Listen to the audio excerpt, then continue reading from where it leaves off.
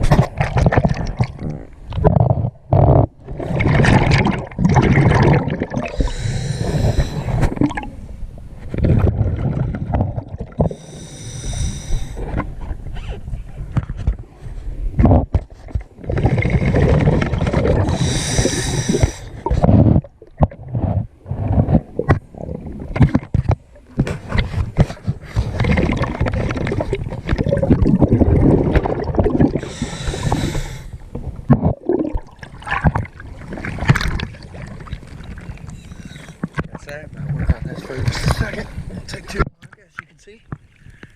And good to go.